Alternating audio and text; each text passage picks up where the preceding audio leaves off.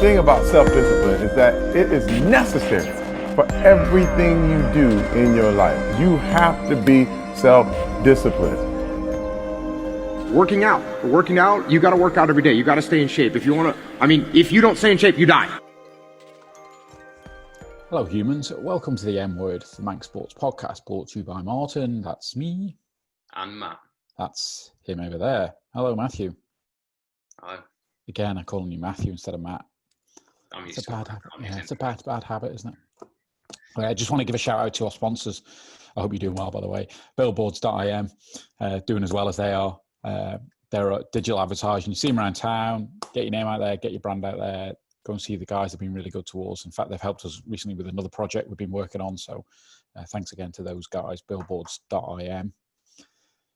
We're going to whack straight in, but intro clip, probably don't recognize the voice, but it's a clip from that I borrowed from YouTube around self-discipline. And it just felt, having done a little bit of research on our guest Gianni today, it just felt appropriate that the quotes around having self-discipline were quite relevant to the situation. So welcome, Gianni. Thanks for coming in and spending a bit of time with us. Thanks for having me in. I appreciate the invite. Pleasure, absolute pleasure. Even on a nice day like this when we should all be outside. Yeah. Hopefully everyone listening is outside when they get around to listening. Even if it's socially distant from listening from other people. So let's kick off. Are you a come over Manx, or Manx as the Hills? I despite the name, I am as Manx as the Hills. Yeah. Born and bred. Born in the Jane Crew Call, 1980 model. Okay. Italian descent, obviously. Grandparents came over in the, mid-50s with my uncle Marco, who is Marco Leonetti, hairdresser, local hairdresser, and my mum. And then my granddad was a barber, brought an apprentice over, which turned out to be my dad. Right, and okay. And that's how my mum and dad met. And then the rest is history. Right, okay. So whereabouts in the island were you brought up? Douglas or Onken, if I'm honest. Onken. Okay. Raised in Onken. Okay, whereabouts in Onken were you? Wyborn Grove. Right, okay. Just I asked, being the Governors. Onken boy, I asked to try and picture, right. There you go, yeah. Wyborn Grove. And there was a bunch of us in there that I'm still friends with some of them. So Ashley Hill or Onken School then for younger? Onken School, then Ballacamine. We're falling out already, being the Ashley Hill and St. Newton's one. Okay. Right. And were you doing sport at a young age or during those school years? Were you into sport? I was, yeah. I'll be honest, and I've got my parents to thank for this. They were really encouraging for both me and my brother to get involved as much as we could, which has definitely had a knock-on effect, in my opinion, of how I would bring a child up if I was to have one, for example. I think it's important to have that sporting background. As you know yourselves, it creates discipline. So I swimming from like an early age, sort of 4 or 5 years old, right the way through till I was mid-teens. Alongside then football, rugby at school, all those sort of interests. All my life. Right. Was that competitive, or is it just kind of social? So the football was always social. The rugby was just through school, but the swimming ended up being competitive. I was very fortunate to go to the '93 Ireland Games and represent. I would say a mediocre swimmer, should we say? So that was Gibraltar in '93. Like distance-wise? I was a breaststroker and an individual medley swimmer. So I quite liked the butterfly breaststroke were my two, and then I tried to backstroke and then a bit of freestyle. But breaststroke was predominantly my discipline. And that was what year did you say you were at the games? 93. Okay, so you were 13, right? I was 13, yeah. Right, yeah. Okay. Wow, that is young. Was it? Yeah. Okay. Yeah. And then, did you fall out of love with swimming, or what? Why did that end in the end? You've hit the nail on the head, really, because, like I said, I was quite mediocre. I'm a very good loser. And I actually like that. I think it's important to understand you can't always be the best.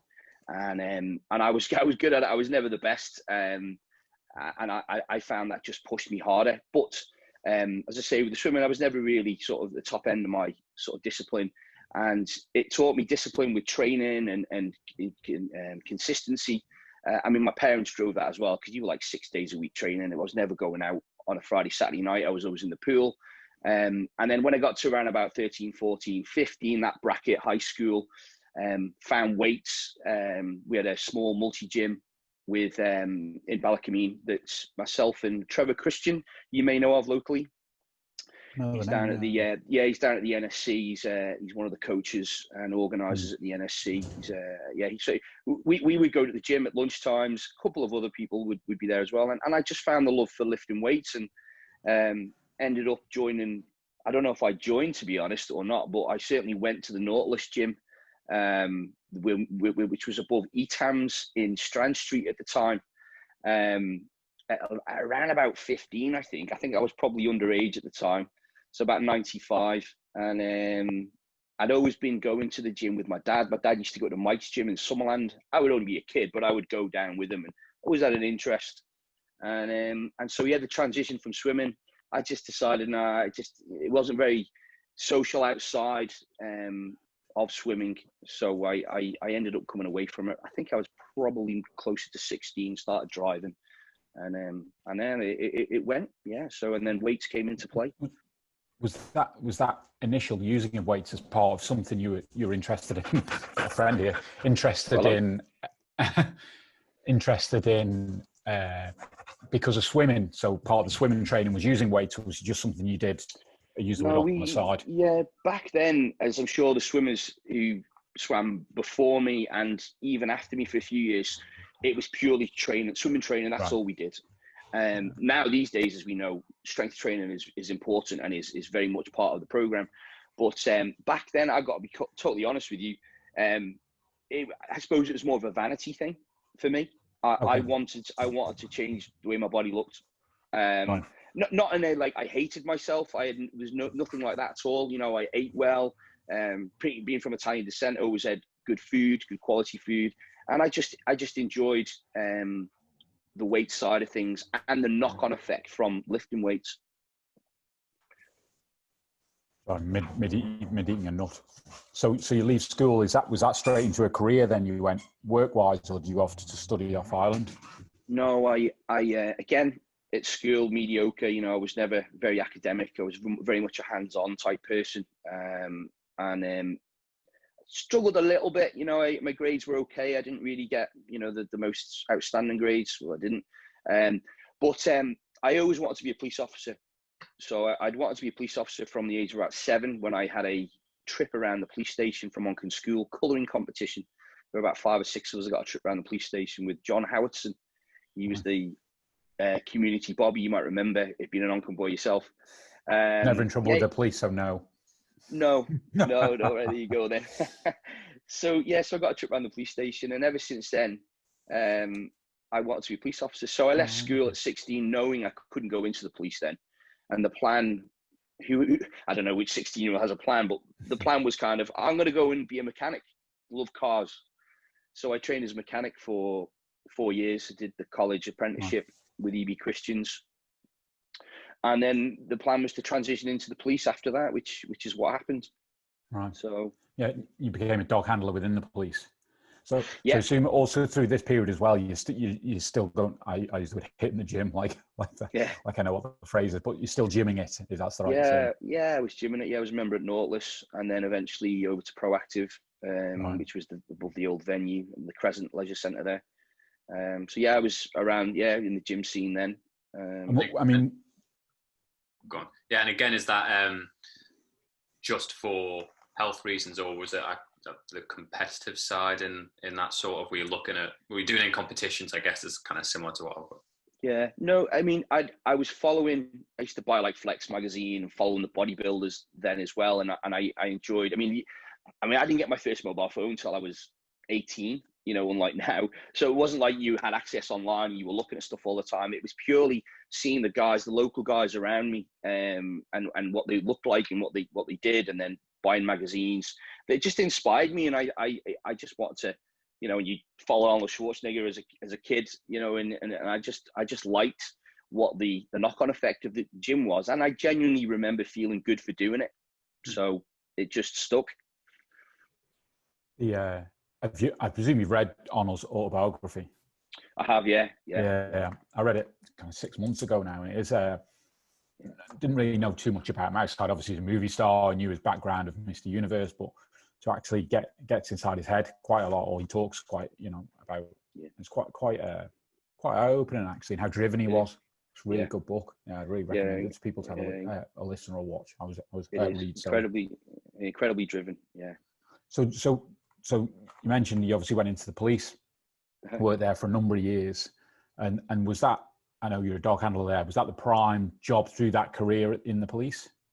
No. So I was 19 when I joined, and you had to do 2 years as a street bobby anyway.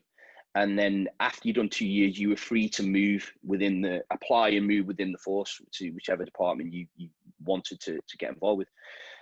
But I'd always said, and from speaking to, thankfully, having experienced cops there when I was at that age, with 20 years service on the street, which was incredible, to have that. And that's really how you learn to police from the experienced cops. Use your mouth. Like driving a car, you learn to pass your test, and then you actually learn to drive once you've passed. So I'd taken on that thought of, right, I'm going to do 5 years as a street bobby first, and almost learn as much as I can from all the different sort of setups and requirements as a cop. And then I was going to move, or try to move, into dogs. And like most forces, dog handlers is what known as dead man's shoes. Nobody wants to leave. It's hard to get in. Places aren't available that often. And I was fortunate that when my 5 years was coming to that first 5 years was coming to an end, I knew there was a spot going to be available. And I'd already spent probably from year 2 to 3 going out with the dogs, calling into the office for a brew, going out on training days. They like that, like anything, you show an interest and, show your commitment to a particular process. It's going to go in your favor, surely. And I was always a bit of a trier. So, I would go out with them a lot. And then the job came up and I applied and was fortunate enough to get it. Yeah, I was going to say, so what was the reason behind you wanting to go dog handling out of all the aspects? What was have you had dogs previously or anything like that kind of? Yeah, I mean, I had dogs. I happened to have German Shepherds, or a German Shepherd at the time. But in all honesty, it comes back to that whole academic side of things. I wanted a hands-on job, and dog handling was a hands-on job, as well as, for example, later went into firearms as well. It was hands-on, whereas like CID, and absolutely no disrespect to CID, because they're incredible people and they're very talented and clever people, but that just wasn't my thing. A lot of writing, a lot of, I wanted to be on the front line and being impacted on the front line with a practical skill. And I was brought up around dogs. I had quite a good understanding of them, should we say, and I feel it carried through into that sort of line of work, and enabled me to eventually then I did. I would coach other handlers, new handlers that came in once I become more experienced, and it was an instructor pathway I was on as I left, but I never came to that in the end. I was never there long enough to actually become an official instructor. So that you mentioned there, that before you left, and as you leave, then was that immediately straight into doing coaching from there, or was there a transition period? Were you doing a bit on private work, should we say, beforehand? Yeah, there was. So I did 15 years in total in the police, 5 years on the street, and 10 years with the dogs. And then through multiple reasons, towards the end, why I decided to leave, because it was always a career for life, the police, and that was my intention. It was, I'm in the police for 30 years and I'm going to retire. I would actually be retiring in 9 years' time now, had I still been in. I'd been in 20 years in this October coming, with another 10 to go, give or take. So I would have been 49 in retirement. Anyway, digress. I just decided that things were changing, as life does. And I wouldn't say I didn't like it, but I was becoming a little bit uncomfortable with the change, really. And I'm not someone who doesn't like change, don't get me wrong, I like change. But for example, just restraints that were put in place, or no, I need to be careful in that respect. I don't mean restraints in place, just life changed, policies changed. you know, I felt like I wasn't able to be as much of a police officer as I was in my early career. You know, society changed as well. You know, it wasn't as busy in regards to the social scenes, so the work changed. But at the same time, I almost developed an ambition to be a bit more successful. Not that being a police officer isn't successful, but for myself, I wanted to have my own thing. And obviously being into training for so long by then, I'd also done, I qualified as a level 2, level 3 personal trainer via Focus training in 2003.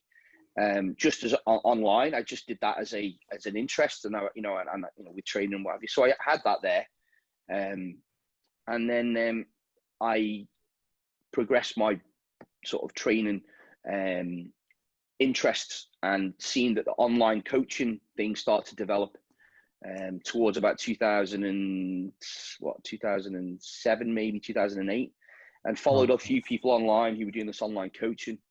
And then just through helping friends, I would help friends out on you know, for free, just to help them out. And then I started to realize there's something here. There's a bit of I felt like I had something there, a bit of a niche maybe. Nobody locally was doing online coaching. So I did that for a few years on the side. And then I started competing when I was 30. I was later than most, which I'm thankful for, if I'm honest, massively thankful. So when I started competing, I really started to pick up the online side of things. And again, doing more for free, because I was conscious I'm a police officer. You know, everything's above board. You know, I can't be charging on the side, and you know, it didn't sit right with me. So it was just favors. But those favors have had a knock-on effect to my business now, because it almost built me up like credibility and results for people. You know, rather than starting fresh with no results, especially now, really hard to become established, and especially make a living out of it as well. So I had probably the best part of 5 years of just on the side work and having that portfolio available to me. You read a lot about people starting up their own businesses, and that ability to, you know, everyone wants to charge something on day one, but often if you've got a skill set, you need to kind of build, like you say, a client base, a reputation, and that's through, you know, in essence, free work, and to get that reputation that then creates the value that you can charge clients. Exactly. Yeah. That's tough.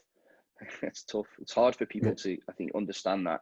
And it's, maybe some would say it's unfair. It's like they've got to make a living. It's like, well, you know, I get that, but you know, you got to start low. Unfortunately, I feel. Yeah, no, you're right. So then, was there somewhere, I wouldn't say a day, but you remember going, it's time. I need to flick the switch here and get out of the police for the reasons you touched on, and perhaps start a venture on my own? There was a point where, and every police officer gets it, you know, things get on top of you a little bit, depending on what jobs you deal with. And it's quite interesting. I'm sure we'll come up with it later, but only now, nearly 20 years later, over the last year, I realized there's some PTSD issues from certain jobs that I've dealt with. Oh, right, okay. But it wasn't that triggered me, oh, I have to go because of this. I had no idea about those issues till about a year ago. Anyway, digress. So there was a point, where I found myself constantly at work, which, you know, with a disciplined service, I accepted from day one that's the way it was. You know, with any job, there's staff shortages and demand, and they were getting more and more and more on everybody. And I was a bit of a yes man. So it would be, yep. Anyway, I'd always said from day one, when it started to affect my home life, I'd reconsider. And so I did. It started to affect home life. Not so much directly. My wife was, like, at the time, as she still is, incredibly supportive and just supported me. But it wasn't fair. And the quality of life at the time for me was slipping a bit. And that's not ideal for anybody. So I wanted to act on that. I'm like, no, you know, I follow people like Gary Vee. Who else is, as well as, there's another chap as well I was following at the time, who you hear this motivational stuff and about, you know, one life. And I'm a very much one life person. With one life, we've got to make the most of it. as hard as decisions might be to then digress from a path you're on, for me, I feel it's massively important, because I'm not lying on my grave and going, shit, sorry, I wish I'd done. I wish I had, at least I can always say, I tried it. It didn't work. I went back, and I tried many different sideline businesses in that career path of the police that failed massively, and cost me a lot of money as well. But they're all experiences that I don't regret, and they're a molding of, I think, how my business is now, for example, or my life is now. So yeah, so it came to a point where we made the decision as a couple. It was time to move on. Step one, though, because it was quite sad for me, because I'd always wanted to be a cop since I was 7. Genuinely wanted to be a cop since I was 7. As much as a 7-year-old knows what he wants in life. So it was a really tough call. I had quite a bit of disappointment from the family, because they were proud. It was a secure job. They didn't see the personal training world as a secure job. And naturally, as families do, they have concerns, don't they? So, yeah, of course, yeah. Understandably.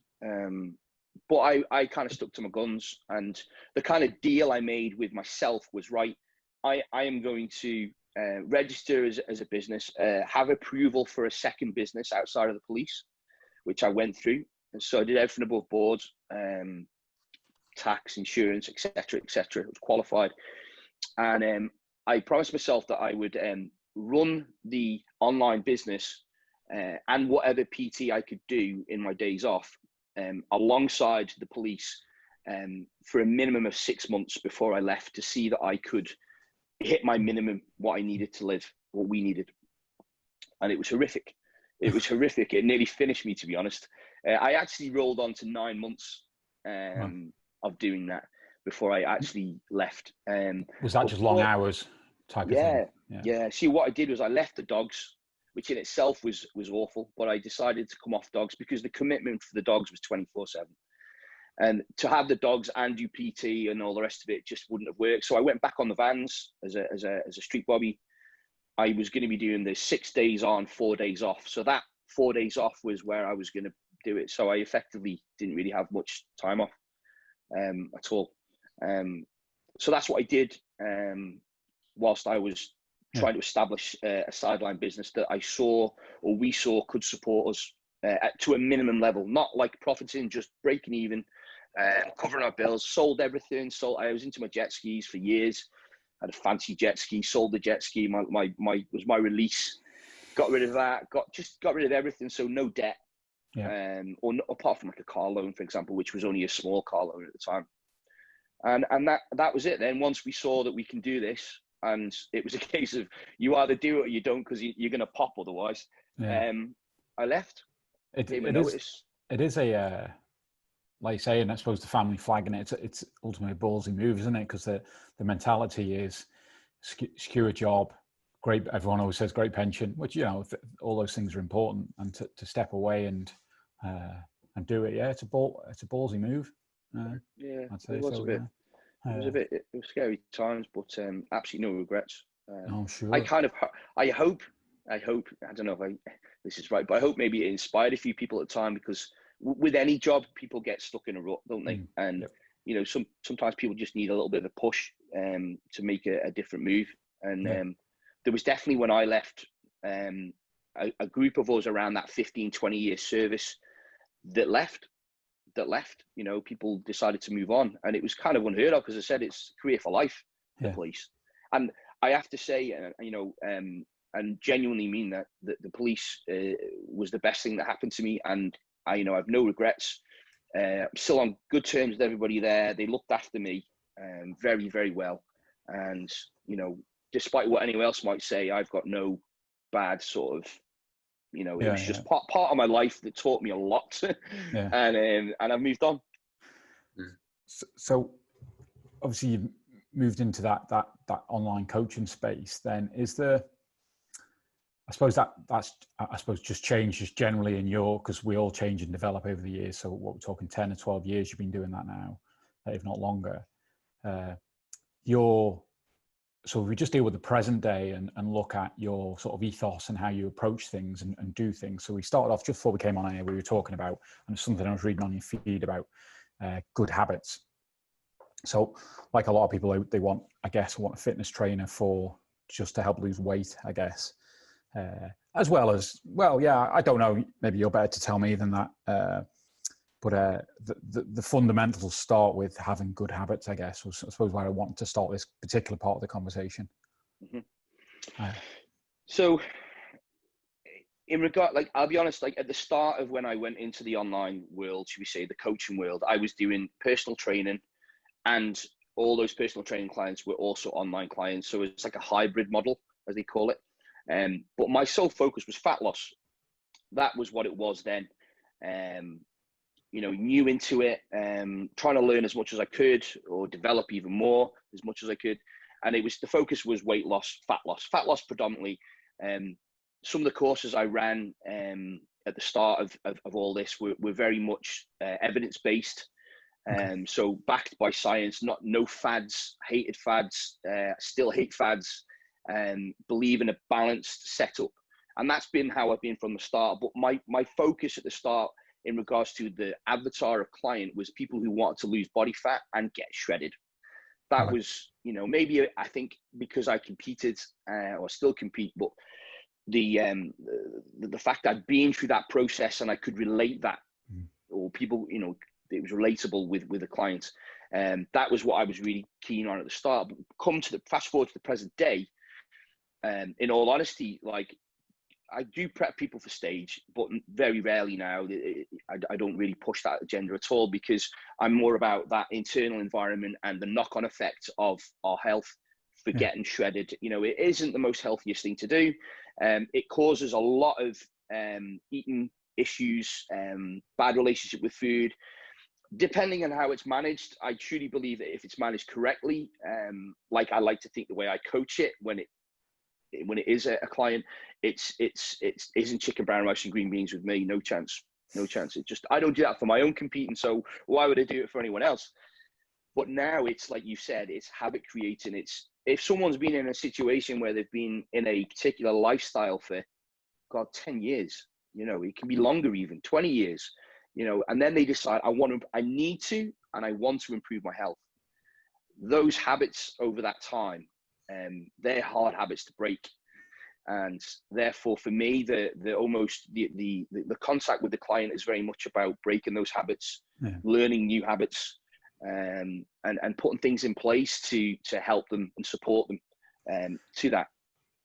And that's why I like the internal environment first. You improve that internal environment, so upgrading everything inside, making the stomach health as healthy as possible through good quality foods, building good relationship with all food groups, not eliminating socials, all those things that we do predominantly day to day. You need to keep that in place, and then therefore slowly coaching the mind to being confident in the new path that you're trying to force it down.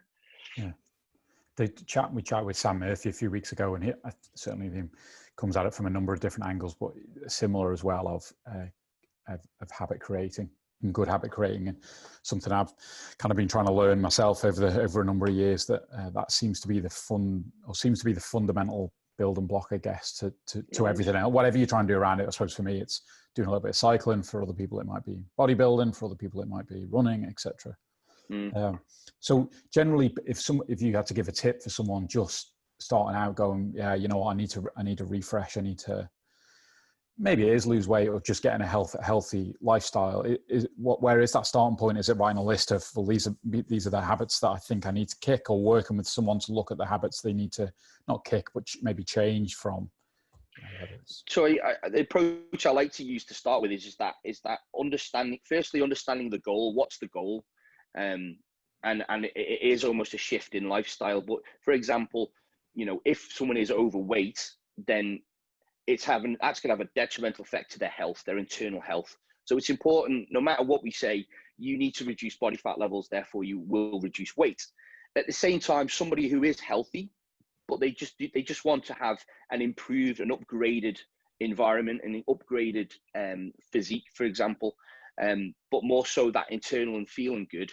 Again, there's still a goal. There's still like, well, what are we trying to achieve here? So once the goal is established, it's then an honesty chat with yourself and and your coach or whoever, okay, so what has been going on? What have I been doing, and for how long have I been doing this?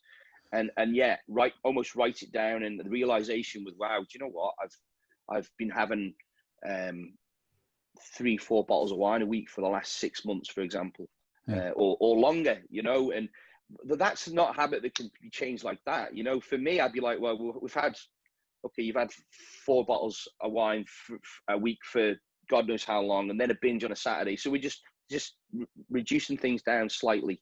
But calories are king. I'm quite big with calories, and I know and appreciate that it doesn't suit everybody knowing where your calorie intake is. And I don't want to get into the science of it at all, but the point of bringing it up is, if you've got no idea what's going in, you've got no idea how to adjust. It's like wearing a blindfold and trying to hit the dartboard. So at the start of any process, it would be very much, let's get a handle on what we're eating and how much we're eating and quantities. And a lot of the time you find that you have that under eating mentality unknowingly, and then with a binge at the end. And I have to be careful with the word binge, because my interpretation of a binge and someone else's could be completely different. But what I mean is, like, under eating in the week, you know, not really having very good quality food, but low amounts. And then on a Friday, Saturday night, takeout, you know, the kind of normal setup, which is throwing calories really, really high and then putting weight on and having a knock-on effect to your health, because you're putting weight on every week. So it's to say, I think, to summarize that question, a realization of where you are and securing in a goal of, like, what am I trying to achieve, and setting short-term, medium-term, long-term goals. And then that honesty with, right, okay, yeah, this is how it's actually been, and then you can build a plan around that. I was watching a clip from you put out just in the new year about, so I guess New Year's obviously often a time people, you know, make resolutions to get fit, go to the gym, etc. And I think you used the word tough love in there, and said to people, you know, and I'm a believer as well of things like that it's hard work. The reality is, perhaps eating healthy stuff is harder work because it's harder often to source than to go to get unhealthy or less healthy food, should I say? Yeah, so convenient food. Yeah, exactly. So yeah, I think that's something I'd resonate, that any of it's hard work. Going to the gym's hard work, training's hard work, but changing those habits, all the good things are harder, but that's not a reason not to do it. No, and I think it's also, sorry, go on. No, I'm just agreeing on you on that side as well, because with my, you know, kind of development and trying to get a bit healthier and things like that, I'm horrendous for chocolate. I know I am, and it's identifying things like that. And when I try to look at the diet, my balance and things like that, it was that case, write it down, what are you eating during a week? And you kind of realize that, yeah, that there's what you don't see. You don't just see it, as in, you know, you'll go in and have a little bit and forget about it, and it's the next day, and it's you said it's that habit, you know, that word that we all use, that you don't because you're not thinking about it, it's already built in. You go in and you do it, and it was hard, you know, trying to change that. It's not as simple as someone saying, well, right, weight loss, okay, well, stop doing it. And I completely agree there that people go the other end and they just then undereat, because that's the thing. And yeah, it's I kind of makes me, because people will say, and I'm sure you see it a lot when they may be talking about reducing certain food types, and people will say, and I'm guilty of it as well, but people say, I can't live without cheese, can't live without chocolate. Yeah. And that's obviously something in the head, because clearly you can, because the human race has, but it's changing that wiring. You can. No. I mean, well, that's it. She said, rather than that chocolate or that crux or whatever be in, it's now fruit, or it's now something that is a healthier alternative. So when you have that craving, you have that need, though, you'd usually open the fridge and there's a chocolate bar instead. It's the fruit, it's the nuts, it's the whatever you want it to be.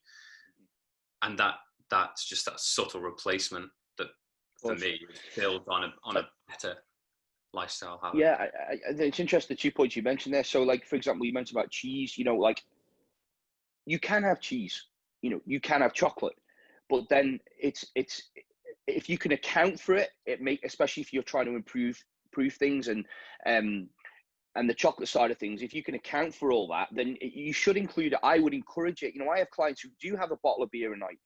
You know, I have a client in the UK, works on site on a weekend. He eats very well and healthily and plans his food all week. And an agreement, and not even agreement, but he said, look, G, on a Saturday, I'm right near a McDonald's. I love a McDonald's. Can I have a McDonald's on a Saturday morning? Yeah, you can. So he has a McDonald's every Saturday morning. Do you know?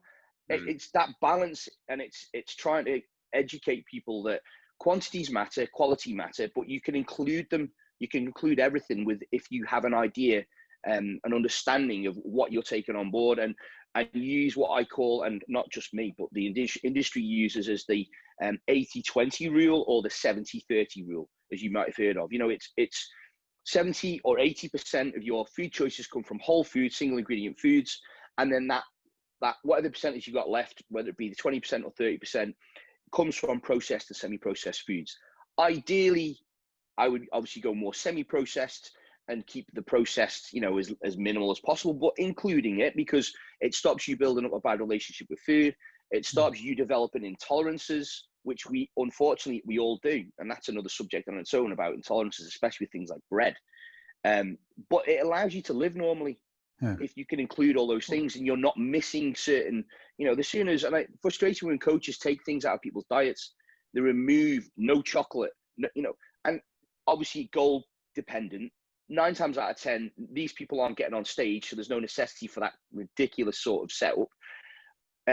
You're just going to induce a potential binge at the end of the week, or their mind's going to go pop because they've just taken a whole food group off somebody, or a whole what they need, whereas it could have been penciled in quite easily, and progress would still happen. So you mentioned semi-processed. What would you class as semi? Is that perhaps a nut bar that's been processed into a nut bar rather than just eating the nuts? Is that what you consider a semi type of process? Yeah. So things like bagels, Greek yogurt, protein powder. Those sort of things that have got a whole food element in there, and then there's been a process to put the extras in, should we say? Yeah. Okay. And in regard to on a lot of the podcasts, when we chat to people, the subject always comes around psychology. I presume that ultimately plays a massive part in clients, and certainly in you as well. I'm sure there's a lot of that going on that probably needs a psychology degree to understand how, because I'm sure most clients' brains tick slightly differently as well, and just how to. Yeah, absolutely. I mean, obviously, there's definitely a line in that respect in regards to where I can go and where I can't go. You know, what I'm qualified to educate on, should we say, and support. But I think the psychology of it is you tell someone no, or don't hit the red button, they're going to want to hit the red button. Same with us as adults and food. No, do not eat any cheese. Do not eat, and it's gonna. Whereas no, you can have. It's just that education of, let's just educate you on quantities and your amounts, and take it from there, and building that education, almost like a re-education, which I feel should be definitely introduced into schools a bit more now. Why are we not taught at schools a little bit more about this sort of thing? I mean, forgive me, it could be changing already. I don't know, but. And do you mean re-education as in re-education around health? Yeah. But nutrition, really. I think. Yeah, because, no, absolutely. Yeah. With health and fitness, you mentioned before about going to the gym. It's hard. Everything is hard in regards to improving our health, but small steps. As you might see in my video from the start of the year, it's don't 0 to hero it. Don't go from doing nothing to everything. Just going for a walk every day is going to improve your health. Yeah. If you have 3 chocolate bars a day, have 2. That's going to be an improvement. And then over time, habit builds in. You go from 2 to 1. You stick with 1 a day. Already, let's say each chocolate bar is 250 calories. You're 500 calories a day better off. Yeah. Chances are, if you had a bit of walking in and take 2 bars away and keep 1 in, you're going to lose weight. Yeah. And you haven't changed anything else in your life. Yeah. It was quite interesting because you mentioned there about that time there as well, because that's something else I read about. Things do take time as well. So, if you've had 10 years of bad habits, if that's the case, it's not in 6 months, you'll start to see progression. And there's, as you mentioned earlier, short, medium, long-term goal, but that long-term goal can take a while to get to as well. So I guess people need patience as well. Huge. Yeah. I appreciate it's frustrating for people. They certainly, when I've had consultations with people, and they've had that 10-year, and they think in 12 weeks they're going to be a different person, you know, and it's about managing expectations, you know, and I've definitely got better with that as I've developed as a coach and being a little bit more brutal. It's like, look, you know, I'm sorry, but you can forget 12 weeks, you know. You're potentially a year away from where you want to be. You know, you need that understanding that it is not going to be overnight. You see that? I mean, again, it's not criticism, but you know, you download apps and they're like have abs in 6 weeks. Yeah, and that, you know, and it is a kind of instant gratification world that we all live in, that we all kind of want ultimately. But I think when it comes to health and well-being, that's I mean, it's a lifelong thing ultimately, isn't it? But it's to get to a comfortable place, if you've been in a not a great place, it does take time for sure. No, it does.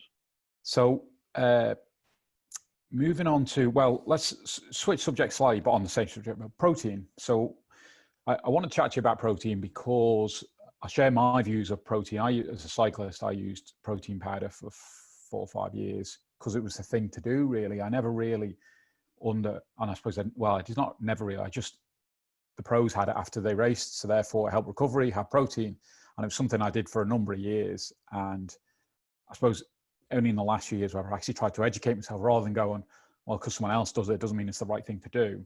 I've then tried to understand and listen to things about how much protein intake I need, or I think I need, where it comes from nature anyway, and therefore what am I supplementing. And I stopped taking protein powders around 2 years ago now, and I've probably not had one since then. I'm certainly not protein deficient because I don't think anyone's ever died from protein deficiency. That said, it can clearly help muscle repair. You know, studies have shown that as well. Where's your stance on it? Because again, as just a general consumer walking in the shop, you'll see a yogurt, it'll have high protein in, and someone might go, oh, high protein, but I'm not sure it computing in their head that that's good or bad. They just think, oh, well, that's a good thing, isn't it? And I don't know. What's your views on? It seems to be overhyped. It's my own view. This is my own view. Protein seems overhyped for the general day-to-day person, just living, maybe even not into any kind of fitness, and they're buying things that have this high protein, like it's a big sell point. And I'm not sure. I just seems a bit overhyped to me. But I appreciate in the body world it is a lot different as well, because it is a key part to that process. There is. I mean, for general health, for general just being healthy, we all should consume a minimum amount of protein a day. You know, there's guidelines out there. The latest sort of evidence that I go by, like science that I go by, is 1.2 grams per kilogram of body weight, which is quite low, if I'm honest, but we know that that's sufficient. And it's funny because I read something, sorry to interrupt, something recently, and they were, and again, I can't remember where I read it, but they were down as low as 0.6 per kilo of body weight. So I know it's forever changing. There you go. And I'm not saying I'm anywhere or what I read was right, but and likewise, you know, I mean, I like to think where I get my my education. Oh, you'd be better informed than me, I can assure you. Credible. but the point is, I mean, and you've highlighted it even further.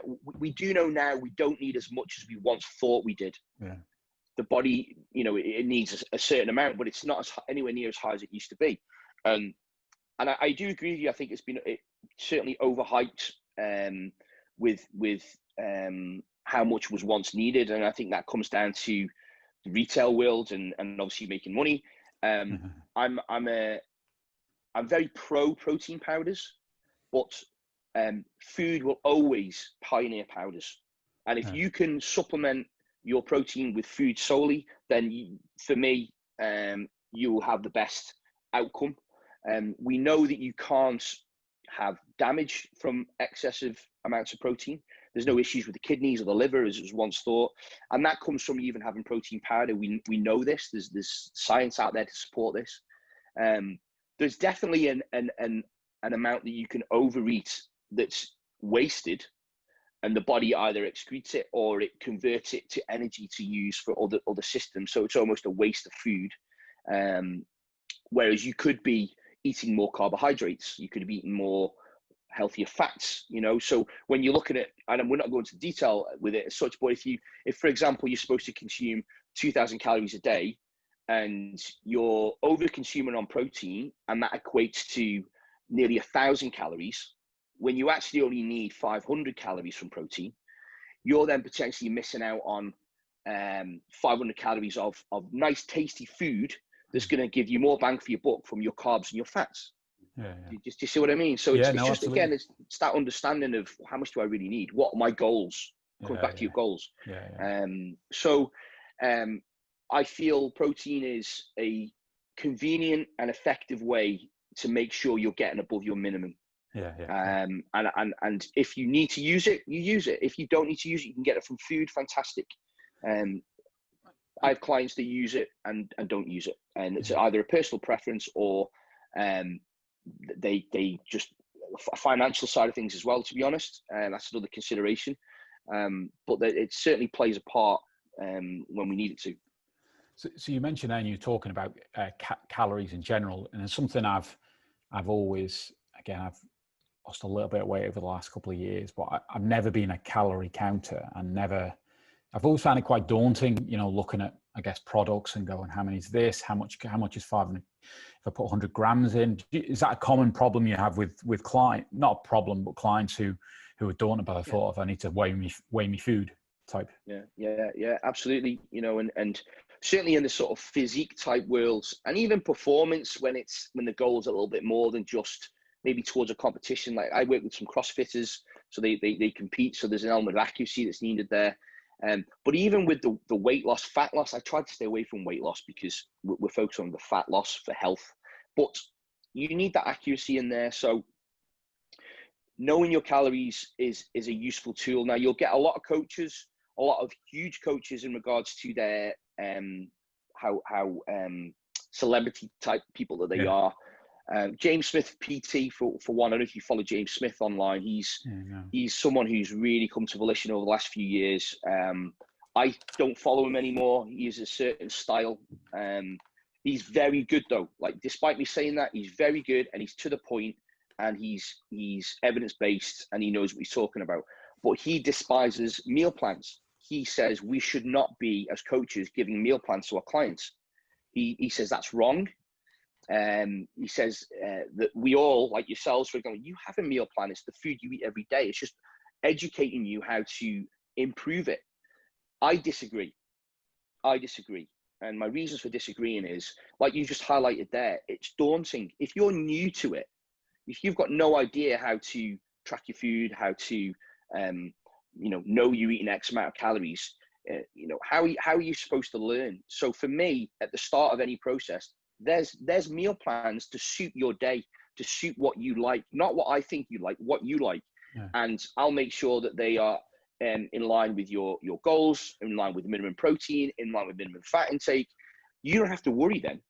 But for me, the client then builds a confidence in what they're doing because they can follow it and see the change. But then there's a transition off that to then tracking. And there's a stage that I would go through with the client with how we would go through that understanding of calories. So, so that's kind of my thought with that. I guess a client ultimately needs to, as we all do, if it's a change and it's different, invest time in understanding it. And I suppose when I look at, and I think about my own scenario of not wanting to calorie count, it's because I've never done it.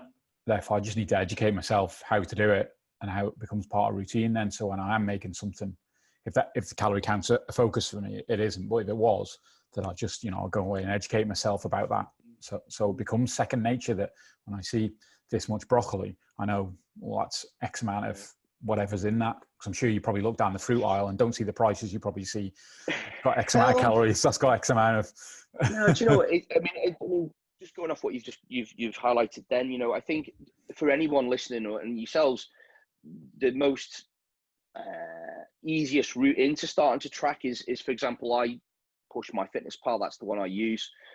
You would download the app and do not worry about anything other than just taking your time, or not even taking your time, just making an effort to log what you are eating throughout the day and spend weeks just like, today I'm going to make a point of tracking my food. Hopefully you've got the option for the barcode reader. There's a barcode reader. Click. Don't worry about anything other than what calories you're having, and then you start to understand, oh, wow, do you know what? There's 500 calories in that, like a latte and a muffin. Yeah.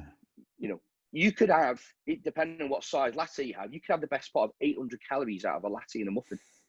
If your daily intake is 2,000 calories, you've only got maths on that. You haven't got much left for the rest of the day. Do you know what I mean? So having all of a sudden to understand that is like, oh shit, no wonder I can't lose weight because I'm having a latte and a coffee, a latte and a muffin every morning or twice a day. No, I agree because I had a little stint of trying that calorie counting, and I'm the same of it being a bit daunting because I used MyFitnessPal, and to me, looking at it, they were just numbers. I didn't really know what to do or what, as in, okay, they had pretty coloured pie charts or whatever it was. I was like, oh, is that good? Is that bad? But it's that, as you said, it's investing the time to and I mean, coming from someone who is guilty of saying exactly what you shouldn't be doing in that sense of looking at it and being like, yeah, I've got no idea what it means. I'm doing it because I was kind of told to have a look at and see what happens, but nothing really came out of it. Yeah.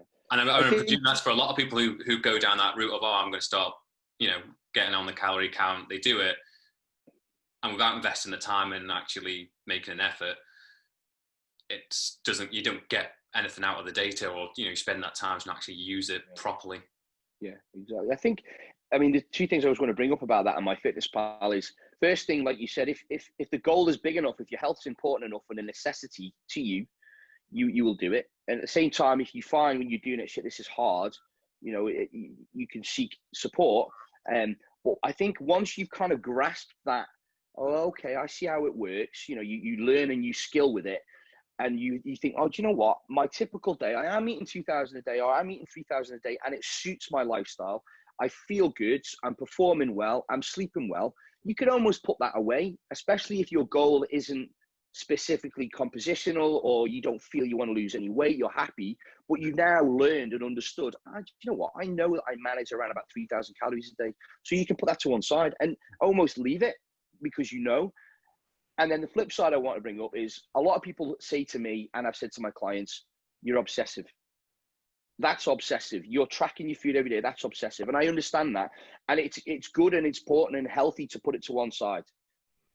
But I don't see what's obsessive about our health. Do you know what I mean? There's a line, I get it, but you need a certain amount of obsession to be successful in anything.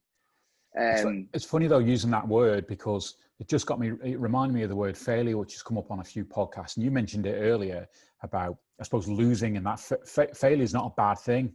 Just like the word obsession isn't necessarily a bad thing, but there's just that connotation of, oh, you're obsessed, or and that connotation that's a negative. And it's not. I don't think that's necessarily always the case. No, I don't think so. I think it's important. If I have kids, I'm going to make sure they lose and know what it's like to lose, because you learn so much from it. And bad experiences, you learn so much from bad experiences and getting it wrong. You're going to learn more from that than winning all the time. 100%. Yeah. So switch on to another subject we'll chat about for CBD oil. Something you use, something that's of interest, something you find beneficial. It is, yes. I don't know if you saw, I did a little interview with Giles and Alex from the dispensary in Douglas here in the Isle of Man last Tuesday on my Facebook page. But yeah, as they said and as I'd say, isn't for everyone. I used CBD, and it's almost, you could say, translating to my PTSD issues that I sort of sorting out at the moment. Sleep for the last probably last 5 years since I left. I've been self-employed now. End of August will be 5 years I've been gone from the police, and certainly since leaving the police, my sleep deteriorated massively. Whether it's because I was a shift worker for 15 years, I don't know, and then working nights, bits and pieces, but sleep was always a problem for me. And then I was very aware the knock-on effect, as we all know, with recovery, and especially with training, I was missing out on recovery and then productivity, and being able to function more optimally throughout my day and getting stuff done. So back then I looked at all sorts, I tried all sorts of taking sleeping tablets. I was taking night nurse for a long time, but then you get almost immune to it. I was taking things like, I was having my parents' codeine type tablets to knock me out. That's how desperate it was, because I just, insomnia, I suppose. 2-3 hours sleep a night, and you can't function like that. So I would try all sorts, and then I went down the CBD route when that came out, and it was all about CBD, and that's the thing to do. Spent hundreds of pounds on CBD. The odd time I'd find one, or I would use a product that I would sleep a little bit better. But in all honesty, it didn't really make a difference, that much of a difference to my life back then. And I stopped doing it. And then I started doing the whole meditation thing, and, you know, and look at my sleep hygiene, which I'm sure you probably spoke about with Sam when he was on. Sam Murphy, very big on sleep hygiene and management of pre-bed setup. So I looked at all that and tried to improve in those areas. I mean, a new business as well. I was working 18-hour days. Yeah, you know, stressful. I'd be up till stressful. You know, so I kind of put all that down to it, and you know, I'd have good weeks, bad weeks, and fast forward to this year or last year, sorry. I mean, I went a few steps further with using prescription drugs as well to help me sleep. That's how desperate it became. And then eventually realized that there was actually some underlying issues going on, and I needed some help, and have had some help, and it's been incredible. It's changed my world, to be honest. So going to the CBD then, Giles, who I know anyway, he did contact me and said, listen, you know, we're really going into the CBD side of things. We'd be interested to hear how you would get on with one of our products if you give it a go, type thing. And I was a bit like, it's never, I told him, I was honest, you know, it didn't work for me last time. And I've since understood there's a lot of fake out there. There's a lot of stuff that hasn't got the right ingredients in, credible ingredients in. I mean, I believe I only found out on Tuesday on the interview that there's products on Amazon that people are buying that has no active ingredient in there that does what it's supposed to do. And it was interesting after that webinar on that interview on Tuesday, I had a message from a guy to say, do you know what? No wonder. I've been buying all my stuff from Amazon, and sometimes I'm getting a good one. Sometimes I'm and he says it's like night and day with my sleep. Anyway, so sure enough, the experience I genuinely have had with their products has been incredible, like life-changing, to the point where I will sleep 7 hours a night now. Right, okay. Even though I've got some things going on, they're very much controlled and being managed at the moment. I am sleeping 7 hours. As long as I get my hygiene right at the start, I'm sleeping from using CBD. So that CBD is used for you, because when I looked at it and I tried it a little bit, the bits I read, this was 18 months ago now, it was supposed to help inflammation within the body. So which again comes down to recovery, which therefore makes your training more efficient next time you do it. And that was the reason I was quite interested in it. And I used it. And again, different studies you read say, you know, some people it takes 6 months to have an effect. But I was using it for that inflammation side of things to try and reduce the inflammation. Is your motive then, was your motives, I use the word solely, but primarily then around to help you sleep? All I wanted was, I just wanted to sleep. You know, honestly, because I mean, as you probably know yourself, you know, you don't sleep all night, and then you fall asleep in the daytime, and then productivity is dropping off. But I was very aware that out of everything, like, you know, if I wanted to be more successful, if I wanted to perform better, if I wanted to earn more money, if I wanted to have a better relationship because I'm more attentive, it all boiled down to having better sleep. And I knew that if I could get my sleep sorted, everything else would fall into place. So yeah, that was my sole purpose. And as you said, yeah, the inflammation side of things, it's, as you probably know, if you've done your research with CBD, it sounds like you have. It's the knock-on effects isn't just your sleep. It's everything. There's so many good benefits to it. I might try it again. Yeah, I went through. I think I tried about 12 weeks, and just it wasn't a bad experience either. It was just I kind of feel now I'm fairly in tune when things aren't right. It might take me a few days to realize things aren't right in my own body, but I'm fairly now. I don't really eat rubbish food. I'm fairly good at. And I just didn't notice any improvement, but maybe it's time to, again, I think I can't remember where I bought mine. So yeah, maybe that's the next thing to look at. Yeah, I mean, say go down and see Giles and Alex down there. And that's the thing. And they're honest. They say, look, you know, it might take us a few weeks to get you settled into a product that works for you. Like the strength, whether you use oil or water based product. And I can honestly say, like, you know, I know people who have gone on my recommendation who still are trying to get things right, and it hasn't worked for them. But then I know there's a handful who've been, and they're like night and day, you know, just literally. I went about 4 or 5 days because I'd run out in this situation we're in before I contacted them to get them to deliver it. And I noticed the change. I didn't realize, to be honest, how much better it was making me feel. Yeah. So it was interesting to come away from it and go, do you know what? Shit. The only thing I've changed is I'm the CBD oil. Yeah. So Interesting. yeah, the quality of product important. So another subject, I suppose, in all our different guests, I've never talked about, and it's a bit quite of an interest to myself, is fasting. Something I sort of came across 18 months ago now, and I think similarly, you talk about CPD changing things. This was a game changer for me, and just the benefits of doing it. Do you do any? Have you been involved? Do you appreciate it may build into competitions, I guess, if you're shredding, maybe, I don't know, but outside of that, the health benefits of it? The way I mean, in regards to health benefits specifically, I have never seen any specific research to say it's healthier, but I just want to define my version of fasting, okay, yeah. and then we'll just clear up yours. But so the fasting that I have done and not regularly do, but I do when I feel I need to just lose a little bit of weight, maybe I've gone over the top with my amounts for a while, would be literally just delaying eating first thing in the morning till late in the afternoon, and therefore being able to eat less calories in a shorter window of time. That's how I use it, opposed to having a focus on the fasting element of it. So for me, the fasting, it's not impactive anything specific. I'm more focusing on being able to reduce calories. So it's another method to the principle of a calorie deficit. That's how I interpret it to clients. It's like, look, don't think of it fasting for, the fasting is going to do anything specific. Yes, it gives the body a chance to recover, especially the stomach. You have that clear out, I wouldn't say it's a cleanse. The liver does a great job of that, but it's very much allowing the body just to get rid of everything it's got and ready, give it a rest.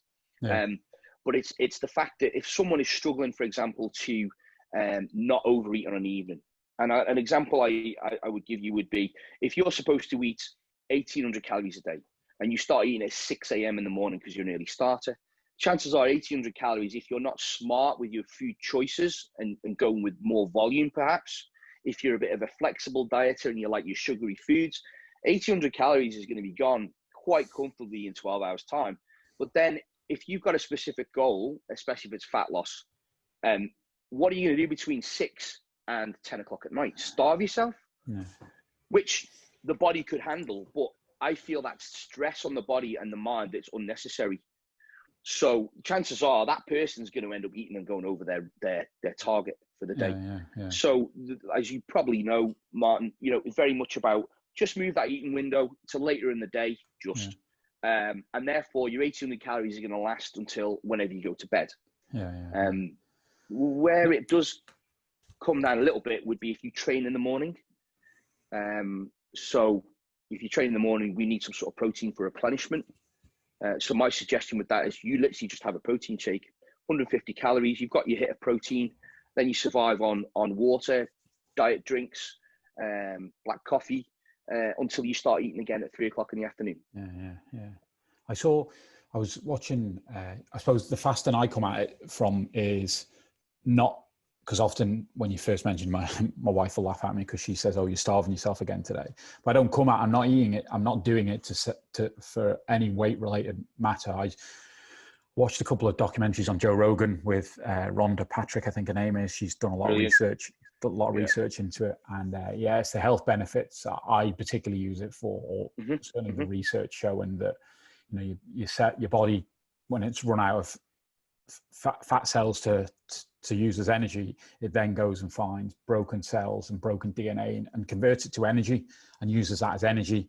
And those cells have the potential to be cancerous type of scenarios. So basically it's going into your body and clearing out your body and making your body more efficient. And and then there's all those aspects you talk about, the health benefits of side of things. So I'm a daily faster of usually like 16 hours I won't eat, and then I have an 8-hour eating window.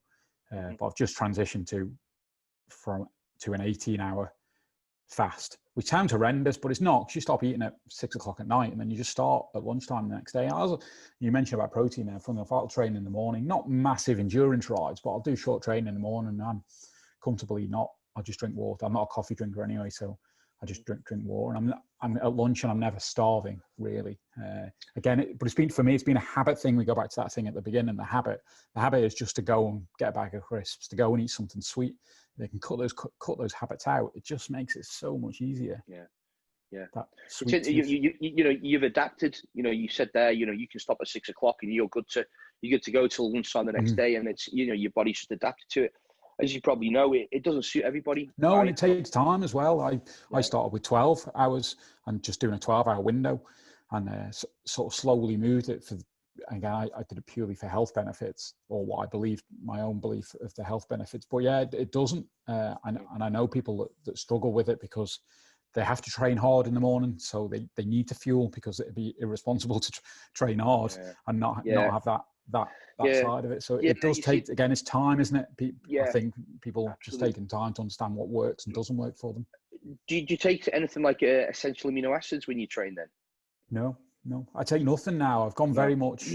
I take a vitamin B. I take a B12 every day, just because I'm the food I eat just as a supplement, and that's it. And don't get me wrong, I'm the healthiest person in the world. I don't know, but I certainly, since I've introduced these changes over a number of years, and that's why I was interested in that CPD discussion, because the different changes I've made have had these incremental, I believe, for me and how I feel and my own well-being, a step upwards.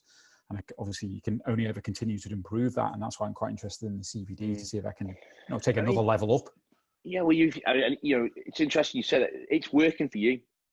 It's working for you, and if that works for you and you feel good, and everything's working right, then why change things? Why then all of a sudden take my approach? If I say, you want to eat a bit more regular, I mean, your goals will dictate that, obviously, and I'm sure you accommodate. If you decided I want to put some size on, or I want to be leaner, then there have to be some tweaks to your setup. But if your lifestyle suits what you're doing, and I'd say this to anybody, it's like, again, you'll get some coaches that will say, they'll give people grief, should we say, or disagree with Weight Watchers or veganism, or you know what, mind your own business. If it works for them, leave them be. If they can't manage to stick to your way, because your way isn't the only way, 100%, leave them be. There's so many different methods to doing things. Like I say, like the principle is X, but the methods are just like ongoing, and it's finding the one that works for that person. Yeah, absolutely. Rather than forcing your views on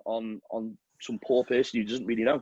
And I'm sure that's a challenge as a coach, isn't it? Because you, like say, go back to that psychology side of things as well, building all that in and understanding what makes the client tick, what the client's goals are, and it might not always work straight away as well. So it's that ongoing tweaking, isn't it, as well, which I'm sure is part of what you're doing almost day to day with clients. It is, it is. It's I mean, they've got my WhatsApp number, I mean, I have now these days a little bit of a limit on things. It used to be just like 24/7, message me, I'll get back to you. I'm a bit more strict with things now, just to give my own lifestyle a little bit more structure. And, I'll always sort me out first. I come before everybody. If I'm not functioning right, then no one else gets the best out of me. So that's now my approach. And I say that respectfully, it's not anything. It's dead right, because again, I think people, I'm of the same view. People may go selfish, but it's not, because the people on, like you say, they're not going to get the benefits, whether it's your family, friends, or clients. The best, if you're not in the best place, so the most important thing is that you're in that best space, isn't it? So I couldn't agree more. So regard to WBFF, let's talk a little bit about. I'd never heard of it before, obviously with my physique. So what is that? Talk about that and your involvement in that. What does it even stand for? It's a glorified hobby, really, isn't it? Yes, okay. I'm a professional WBFF muscle model. Okay. So within the federation, World Beauty Fitness and Fashion Federation. Okay. So it was founded by a chap called Paul Dillett, who was an Olympian bodybuilder. He was very big in the sort of 80s and 90s, within the industry and in its physical size. He was the Dorian Yates era. And he founded it with his wife back in, I think, 2009, 9, give or take.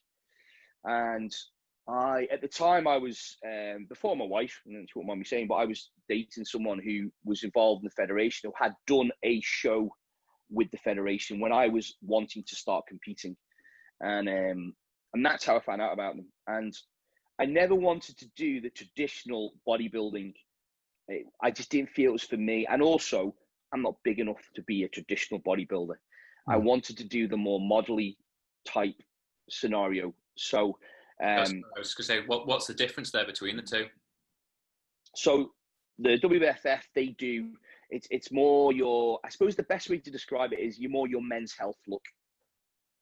So, and likewise, women's health look. I mean, there are also other categories within the federation that are like a little bit more leaner, a little bit more sort of aggressive looking physiques, but predominantly it's about marketability. Like, it's not just on your physique, it's on, unfortunately, how good your smile is. Do you fit a magazine cover? Do you walk appropriately? Do you move appropriately? Do you, because there's a dress round as well, you know, so, you know, it's like a fashion round, you know, do you walk the walk type thing? So it's a bit of a pageant, really, bit of a spin off Victoria's Secrets for the girls. So they have all the big feathers and stuff. They have that sort of round. It's, you know, my wife does it as well. Right. And we only have fitness round. So the girls, bikini and fitness, and the guys is fitness and muscle model. So your fitness, male's fitness in our federation is more like your men's health. Yeah, right. And then the muscle model, which I do, is just a fraction up, a little bit leaner, a little bit bigger. But it's about your dimensions as well, with which category you fit in. And yeah, so that's. I was going to ask about categories. How do you categorize? Because it's just a men's and women's category, or I presume there must be subcategories within that.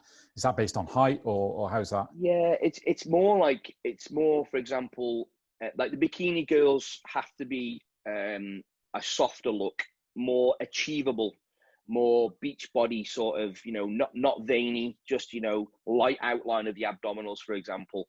And low levels of body fat, but not too low, healthy looking. Whereas the fitness girls need to be a bit more shredded, a bit leaner, a bit more abby, a bit more conditioned, and they tend to be a bit more muscular. And it's exactly the same with the muscle models and the fitness models for the guys. The fitness models can afford to have smaller legs, not as defined, not as aggressive looking, should we say. Whereas the muscle models, they want lean, shredded legs. But it's not your traditional bodybuilding poses. It's fairly, I'd say ballerina-esque. That's probably a little bit much, but it's very flamboyant. It's very just holding yourself in the poses that make you look the best. From the little bits I saw, I mean, maybe it's not the greatest word. It just seemed a bit more graceful than bodybuilding, which was very much type of. Yeah, he says with his puny arms. Yeah, I mean, I have nothing against bodybuilding. You know, that's why I started, if you like. But I just didn't want to go and I mean, I could go down that route. I would have to make some considerable changes to supplementation, should we say? But I don't want to go that far. So. Yeah. Right. Okay. And obviously, you're still doing that, competing regularly then in that. Yeah. Okay. I mean, to say regularly. Yeah. I usually do one show a year, and I think of that more of the health side of things, because certainly now I'm in the pro division. It's another step up from the amateurs, respectfully. So, you know, there's certainly, you know, a lot more health implications to what I have to do to be competitive, and that's a choice that I make. And I don't hide the fact that I make that choice, and I don't. I'd want people need to understand that what we achieve, you know, is achievable because of X, Y, and Z, you know, and at the same time, I do it to that level because I want to be competitive. I don't want to just be a number. I want to be competitive. I'm cool with not winning. I've only ever won twice.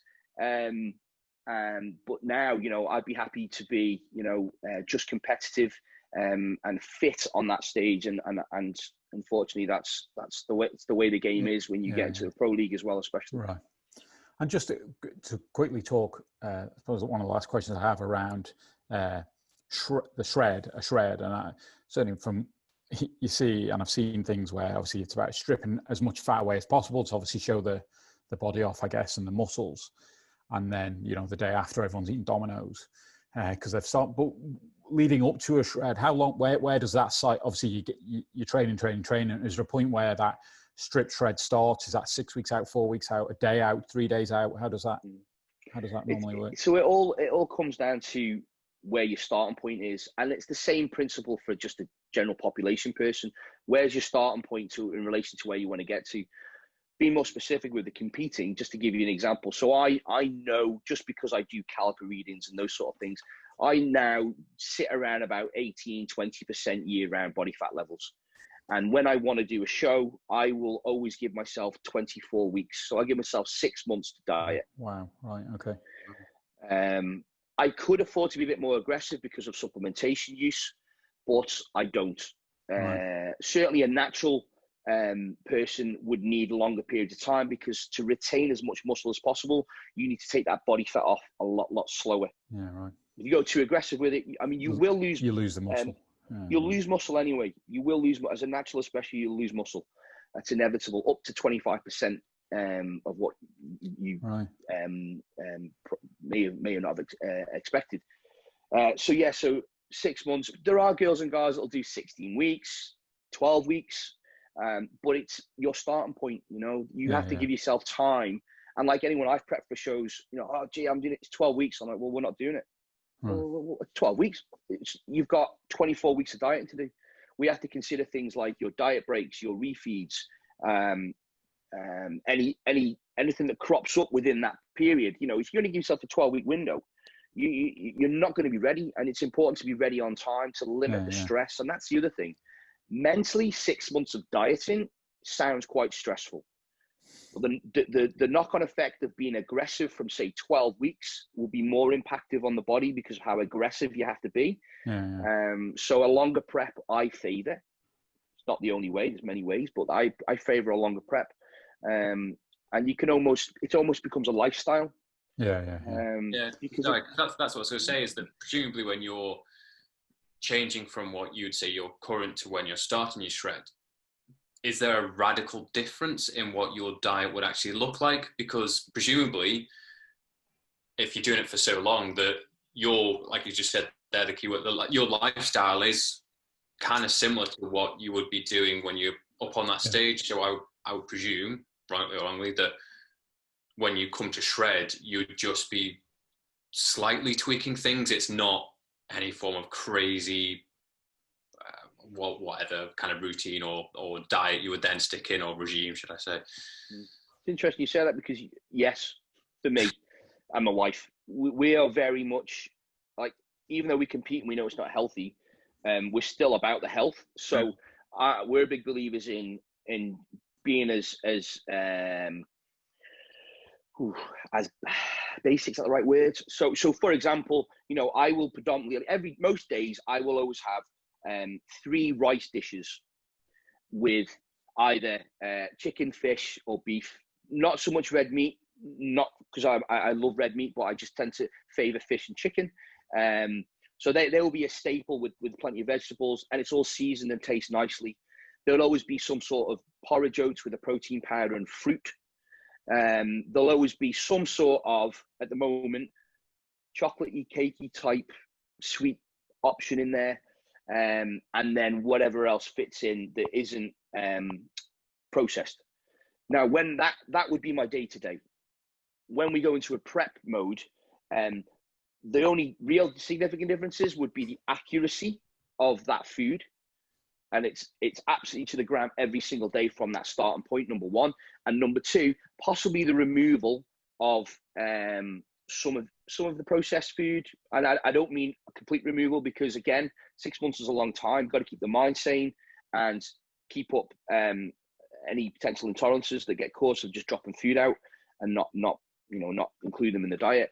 But then we have to consider that we would potentially change or increase training, or adapt different volumes of training to then help with that calorie deficit. So yeah, you're right. For me, for us, that's, and any of my clients, that's how it would be.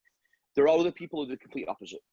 They are more than happy, and at the moment, another example, we have a chippy tea every Wednesday or Thursday night, and we have some sort of either takeout or home cooked, off-plan, copious amounts of food on a Saturday. That's our year. But then when we go into prep, first thing that goes is the chippy tea and those tweaks, but the Saturday meal will stay in at the start. And then as we get closer, certainly when we get to 16 weeks out, the Saturday goes and it's like certainly Monday to Sunday, every gram that goes in is there. Accounted for.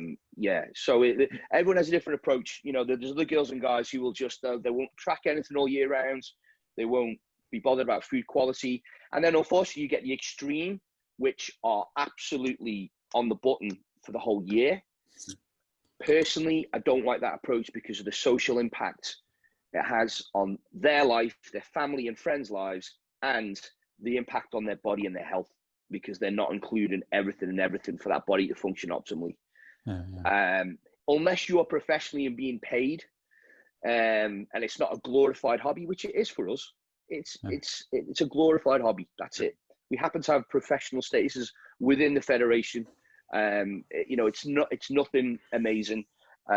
So I don't see why you should be putting yourself in the most ridiculous scenario that's going to affect your health, because bodybuilding isn't going to be there forever. And the day after the competition, is everyone running to Domino's? Do you know what? It's interesting. Certainly when you're new to competing, yes, that's what happens. People go mental. I've done it. We've done it many a times. You feel awful.